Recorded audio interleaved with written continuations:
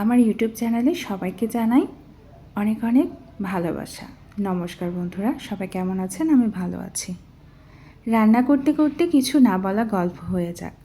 কখনো ভেবে দেখেছেন রান্নাঘরের একটা ছোট কাজও কিভাবে ভক্তি হয়ে উঠতে পারে? আজ রান্না করছি নিরামিষ রুটি তরকারি, কিন্তু এই রান্নার সঙ্গে জড়িয়ে আছে একটু শান্তি, একটু বিশ্বাস আর অনেকটা ভক্তি। আজকের রান্নায় নিয়ে কোনো আমিষ পদ, সাধারণ কিছু সবজি, মশলা আর ঘরের পরিচিতি স্বাদ দিয়েই তৈরি হবে আমাদের খাবার। আমাদের জীবনে ভক্তি মানে শুধু মন্দিরে গিয়ে প্রার্থনা করা নয়, কখনো কখনো নিজের হাতে রান্না করা, পরিবারের মানুষগুলোর জন্য ভালো কিছু করা, এটাও তো এক ধরনের ভালোবাসা। রান্না করতে করতে মনে হয় জীবনটাও ঠিক এই রান্নার মতো। কখনো ঝাল বেশি হয়ে যায়, কখনো নুন কম পড়ে, তবুও আমরা চেষ্টা করি স্বাদটা ঠিক করে নিতে। জীবনও তো ঠিক তাই।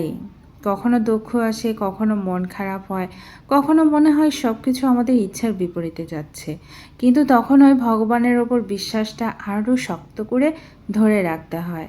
কারণ আমরা সবসময় জানি না আজ যে ঘটনা আমাদের কষ্ট দিচ্ছে সেটাই হয়তো আগামী দিনে আমাদের জন্য ভালো কিছু দরজা খুলে দেবে। তাই প্রার্থনা করার সময় শুধু বলি না, ভগবান আমাদের সমস্যা দূর করে দাও, বরং বলতে হবে যা আসবে তা সামলানোর শক্তি দাও। ভুল পথে গেলে সঠিক পথটা দেখাও, আর মনটা যেন সবসময় শান্ত থাকে।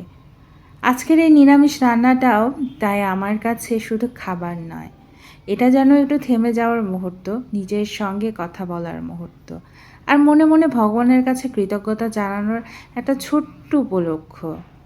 আমাদের ঘরে হয়তো সবসময় অনেক কিছু থাকে না, কিন্তু যদি শান্তি থাকে, ভালোবাসা থাকে, ভগবানের নাম থাকে, তাহলে সেই ছোট্ট সংসারটাও অনেক সুন্দর হয়ে ওঠে।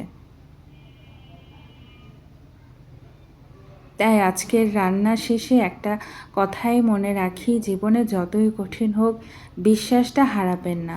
কারণ ভগবান হয়তো আমাদের পথটা সহজ করবেন না, কিন্তু পথ চলার শক্তিটা ঠিকই দেবেন। তাই ভগবানের কাছে চাই তিনি যেন আমাদের মনে শক্তি দেন, সাহস দেন, সামনে এগোনোর জন্য ধৈর্য দেন। আজকে ছিল আমার এই নিরামিষ রুটি তরকারি। ঘরে যা ছিল সেটা দিয়েই